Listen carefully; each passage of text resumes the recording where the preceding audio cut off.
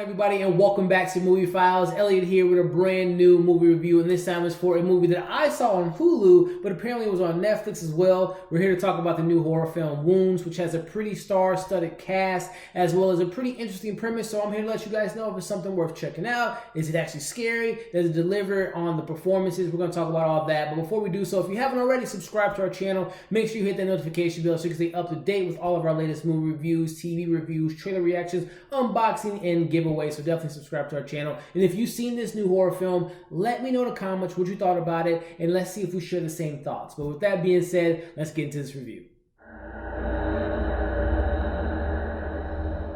Alright, so the basic premise of this film is you have Armie Hammer that's a bartender. There's a fight that takes place at his bar, and the fight kind of breaks up, and then one of the people at the bar leave their phone there. After discovering the phone, Armie Hammer unlocks the phone and finds some very disturbing things, so I'll just kind of leave the plot at that. Starting off with the positives, I'm a big fan of this cast. You know, I love Armie Hammer and kind of what he's doing with his career, from, you know, the stuff at the beginning to now where, you know, transitions to the Social Network, and then seeing him in a film like Call Me By Your Name and really kind of showcasing his acting abilities. Love Zazie Beetz, one of my favorites coming up right now in Hollywood, whether it be Atlanta, Deadpool 2, and so on and so forth. Big fan of hers.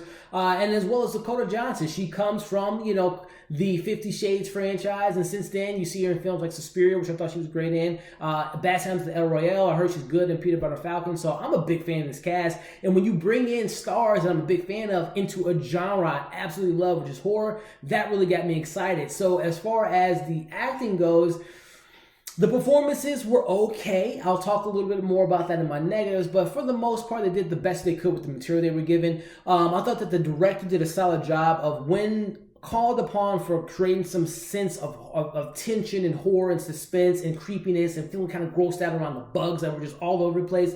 I thought they did a good job of executing that sense of terror and what's around the corner tension, and it was handled pretty well for the most part. And then again, the idea of, you know, Armie Hammer finding his phone, and there's some disturbing stuff, there's some other kind of sinister stuff going on. There's something there in the film that kind of intrigued me and kept me watching it for this hour and a half, that I would applaud them, that I was just kind of, you know, I want to know what was going on. So there's that element that you want to, you know, I didn't turn it off, and I'll get to that a little bit later, but I just wanted to see what was going on. So it kept me engrossed in the film to that sense, as far as what's going to happen next.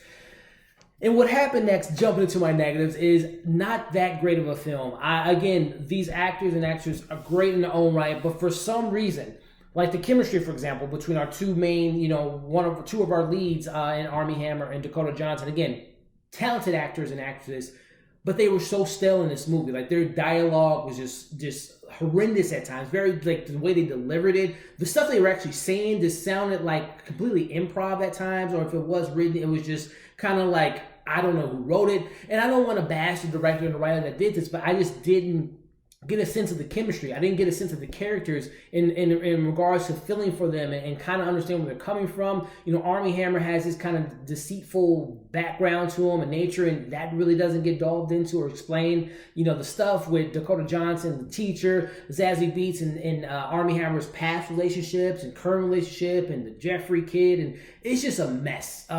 As far as the actual plot of the film, you know, as I talked about the synopsis, there's really not much to it that's explained to us, like, whatsoever, in regards to, yes, in the second half, they kind of explain what the owners of the phone were kind of doing, and I guess what ultimately happened to them, but it never explains why it happened to them and what exactly is going on. And the end of this film, the second and third act, is absolutely terrible. The first act at least did a good job of kind of building the foundation, kind of, again, I watched the whole film, obviously, but it kind of got me in, like, okay, what's really going on? You know, are we going to dive deeper into relationships? But once we get into that second, third act, the film does not know what it is. It's almost a comedy, not intentionally, but the dialogue and the performance was just so wooden. And again, I'm talking about Armie Hammer, Dakota Johnson, and Zazie Beetz, who's just been on a hot streak lately, in my opinion.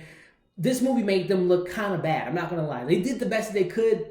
And again, I hope that this director and writer continues to do more and learn from this. And obviously, they saw something in the script that appealed to them, but I did not like this film at all, and I'm not going to keep going on and on and on about it, but this is something that's on Hulu on my end. I don't know if it's on Netflix for you, but let me know in the comments what platform you saw it on, but more importantly, what did you think of this film? Again, am I overblowing this as far as like it just went over my head? I just wasn't into it. I didn't like this film at all, so I'm going to give this film, this is probably almost I'll give it a 2 out of 5. And I'll give it a 2 out of 5 because, again, there's something in the story. There's some decent moments in the film, some creepiness going on. But outside of that, it is not that enjoyable. It's an hour and a half, and it feels like almost 2 hours because it is a slow burn.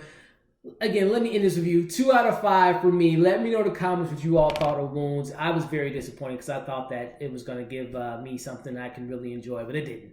Let me know in the comments what you thought of this film. Subscribe to our channel if you haven't already. Make sure you hit that notification bell to stay up to date with our content. We got some new stuff on our channel now, some other reviews from Netflix, and some more stuff coming this weekend, so keep an eye out for that. Follow us on Instagram at MovieFiles as well as on Twitter. Thank you for watching this review, and we'll see you in the next one.